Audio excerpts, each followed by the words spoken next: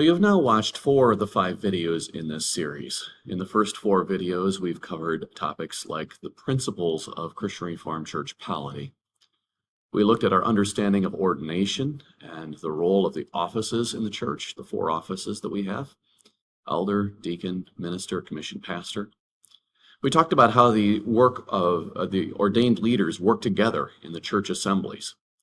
And in the last video, we talked about transitions for pastoral leaders especially. In this last video, we are going to have a brief overview of the section of church order that we haven't covered yet. This is the section on the tasks and activities of the church. These things are covered in Articles 51 to 77 of the church order. Now, this section of the church order is less specific than some of the other parts where the calling of pastors or the work of assemblies is regulated.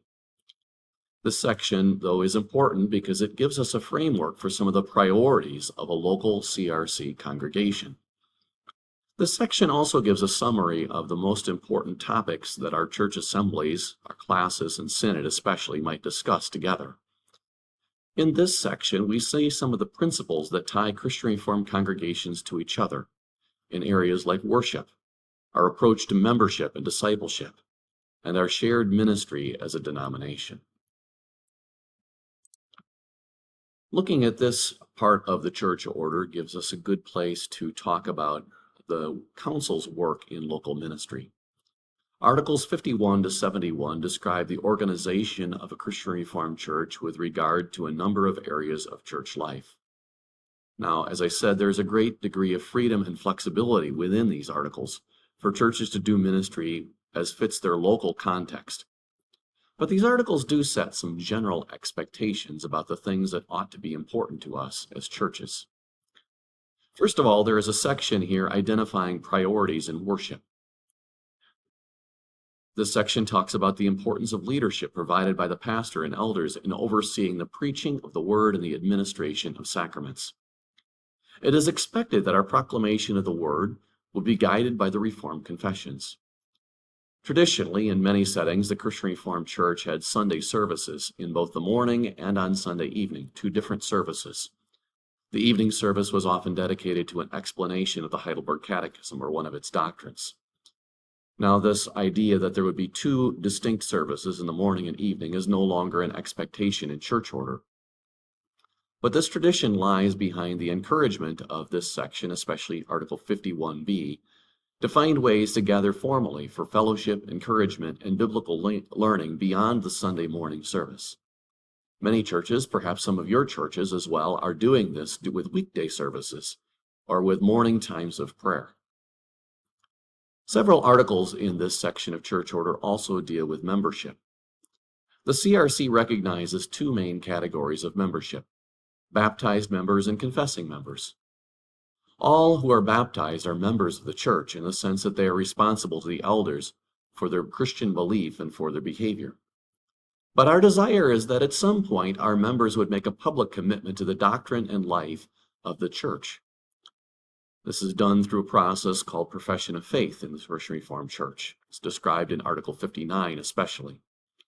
Confessing members of the church are given certain privileges. They have the right to vote at congregational meetings. They have the right to present their children for baptism. Confessing members are those who have committed to the church in a way that prepares them for leadership. The elders of the congregation are those who regulate the precise nature of membership in the local church and who hear these professions of faith. Another important area of church life is faith nurture. Our desire is to grow our members to be faithful participants in the sacraments and to make sure that they understand the gospel and can communicate it to the people around them. We recognize that our confessions can be important means of summarizing the gospel message. So our church order encourages faith nurture that is rooted in the confessions. Talk about the importance of catechism training for our young people especially. But there is also the recognition that the council will want to foster other groups in the congregation. These groups may be gathered for Bible studies, for household fellowship, for service together. And these too are means to facilitate our growth in the faith. The Christian Reformed Church has also traditionally been a strong supporter of parent-led Christian schools in which children may learn about God's rule in all areas of life. This is what's covered in Article 71 of the Church Order. If you want more background in any of these things, again, the denominational office has some resources that can provide information and help you understand where these expectations are coming from. Finally, there's an important role for pastoral care, which is described in this part of the church order. Members of the church are in covenant with one another. And for this reason, the council should seek ways to care for one another covenantally. In some key points in life, such as birth or baptism, profession of faith, weddings, and funerals, there may be opportunities to mark these moments with key appropriate recognition. This part of church order also describes some of these areas of church life. Now again, the exact nature of all of these areas of church life may vary from one local setting to another. But these matters are covered in church order, and I have identified them here because it can be helpful to note the priorities that the Christian Reformed Church has traditionally set for its churches and leaders. These portions of church order are updated from time to time. And so if you see something that is missing or something that would aid, that you think your local context can contribute to the wider CRC in these areas, you can suggest through your council and classis that Synod would adopt a change. The CRC also has ministries that we do together. These are addressed in a very general way in Articles 72 to 77, especially of the church order. In some cases, classes have ministries that they agree to support with one another. These might be campus ministries, or food pantries, or diaconal ministries, or new church plants. In these cases, the churches of classis agree how much each church should contribute financially to these ministries. In some cases, they create a board that oversees its work, or perhaps they assign the leadership of that, the oversight of that ministry to one local congregation, one local council. This is one way for churches to work together in witness and service to Christ. We talked about ministry that the classes may do together, but the denomination also has ministries that we do all together. Some of these ministries are educational. Calvin Seminary and Calvin University are denominational institutions of higher learning. We also have some affiliated denominational universities like Dort or Redeemer. These are not run by the denomination as a whole, but there are a lot of denominational ties between these and several other institutions of higher learning. The Christian Reformed Church also publishes a number of educational resources like Bible studies under its Faith Alive brand. Some of the ministries that we do together are mission-oriented. Resonate Global Mission sends missionaries around North America and the world, both as full partner missionaries and also those who serve in affiliated agencies but have Resonate endorsement. Reframe Ministries uses media to share the good news of Jesus in the major languages all over the world. Our agency called World Renew is a relief and development ministry which meets the needs of the world in Jesus' name. And Thrive is our congregational services agency supporting churches in ministry practices and leadership development. All of these agencies report to Synod each year on the work they do. You can find out more about each of these in the Christian Reformed Church website.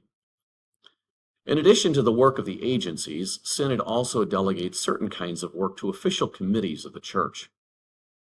The Candidacy Committee, which you may be familiar with already, has responsibility for processing applicants for pastoral ministry to the CRC. The Historical Committee maintains the archives of the CRC. The Ecumenical and Interfaith Relations Committee handles relationships with other denominations. We'll say more about that in just a few minutes. Finally, we want to talk about the work of a group called the Council of Delegates, or the COD for short. This group meets several times a year in the interim of Synod. It has representatives from each classis in the CRC. This organization, this group, does specific assignments on behalf of Synod. It also addresses matters that are urgent and cannot wait for the next Synod to meet. It also does some supervision of the work of denominational staff and the agencies on behalf of Synod. And all of this information is either reported to Synod for either information or sometimes for approval, depending on the nature of the task that is being accomplished. The CRC operates as one single denomination in two countries, in Canada and the US. This binationality is a part of our denominational life and is an important heritage that we share. At this point, about 25% of the churches are in Canada and about 75% in the US. Sometimes there are complications that arise in our denominational life because we operate in two countries with different legal and financial requirements put on us by our national governments. But our continued unity across the border is an important expression of our unity of Christ and helps to enrich the ministry that churches in each country do on their own.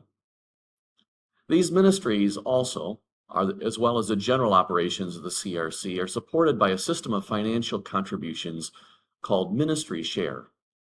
Each church pledges money each year to contribute to the work that we do together. This money goes to support the work of the agencies as well as the denominational governance that we have to do together. While providing financial support to shared ministry may seem like a burden to a local church, it actually helps us to do work that none of us can do alone. It also recognizes the value in being part of a community of mutual support and encouragement through our classis and synod. And it helps to recognize that there is value in the work that we do together through agencies like Thrive or Resonate. Our financial contributions help ensure that this support will be present when it is needed for us as churches, and to ensure that other churches and pastors in the CRC can benefit from the services that we have agreed to provide together. The final topic I want to cover here briefly is our ecumenical relationships. This is addressed in Articles 49 and 50 of our church order. The CRC has two main categories of churches that we are in relationship with. Churches in communion are our closest relationships. In North America, there are only three church groups in this category: the EPC, or Evangelical Presbyterian Church, the Eco-Presbyterian Church, or the Evangelical Covenant Order of Presbyterians, and our closest relationship is with the Reformed Church in America, the RCA. We also have churches in cooperation, which includes a wide variety of denominations from across the world. In many cases, this churches in cooperation relationship reflects ministry partnerships that we have formed to serve the Lord together with Christians in certain countries or certain areas of the world. Both the lists of churches in communion and those in cooperation can be found on the CRC website. Finally, we are a part of a number of ecumenical organizations, world communions of Reformed churches, and so forth. These too could be found on the CRC website. And all of these various relationships are managed by Synod through the Ecumenical and Interfaith Relations Committee. This brings us to the end of this video series. I know that we've covered a lot of material in this course. I know that this has been a lot of material in a short time. I also recognize that these videos may not answer every question you have about CRC polity, but I hope that it has given you an overview of some of the important parts of the way that we govern our life together in the Christian Reformed Church. If you do have more questions about the polity of the CRC, I would encourage you to reach out to the Candidacy Committee or the Denominational Office. We will do our best to connect you to resources that will help you understand and answer your questions. And this is the case not only during this class, but later on in your ministry as well. As a denomination, we want to support the ministry that you do both as you begin your service in the CRC and as hopefully you continue in our denomination for many years to come. If you're interested in learning more about CRC polity beyond this short course, I want to let you know that Calvin Seminary also offers an online class on this topic. Calvin Seminary's course is taught twice a year, once in the spring and once in the summer for about 10 to 12 weeks each time. Like the training in this class, it is a series of videos and online discussions that would offer more understanding of the ways that the CRC organizes for ministry. If you're interested in that course, you can contact the denominational office or Calvin Seminary, and they will give you more information about how you can register. As we conclude this course, I want to say again how thankful I am for your ministry and how grateful I am for your interest in the Christian Reformed Church specifically. I appreciate the many gifts that the Korean churches have brought to the ministry of the global church and to the Christian Reformed denomination over the years. I hope that this training has given you some additional tools to help you serve effectively within the Christian Reformed Church.